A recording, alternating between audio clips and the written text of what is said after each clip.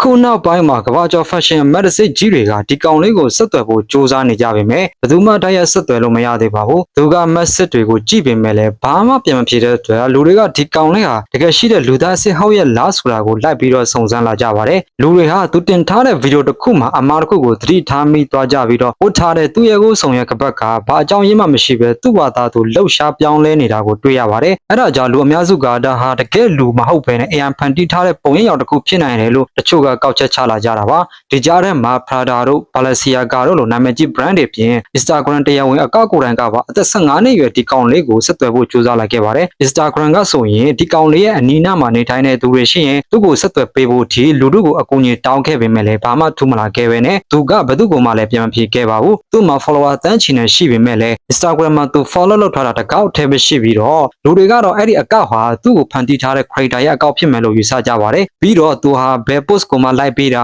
comment ရှိတာမျိုးလုံးဝမလုပ်ပါဘူးလူများကြားထဲမှာရှိနေပေမဲ့မမြင်ရတဲ့လူတယောက်လိုပါပဲသူ့ရဲ့ဗီဒီယိုချွတ်မှာကားကောင်းစားတွေနဲ့တွာလာနေတာ fashion ဘွဲတွေမှာလူတွေကြားထဲပေါ်လာတာမျိုးတွေရှိနေပေမဲ့လည်းဒါတကယ်လူသားအစ်စ်လားဒါမှမဟုတ် AI နဲ့ဖန်တီးထားတဲ့အလဲစားတစ်ခုလားဆိုတာကိုဘယ်သူမှတော့သိချာမသိပါဘူးဟောဒီကကြည့်နေတဲ့သူတွေကတော့ဒီကိစ္စကိုဘယ်လိုထင်လဲဗျအားလုံးကိုကျေးဇူးတင်ပါတယ်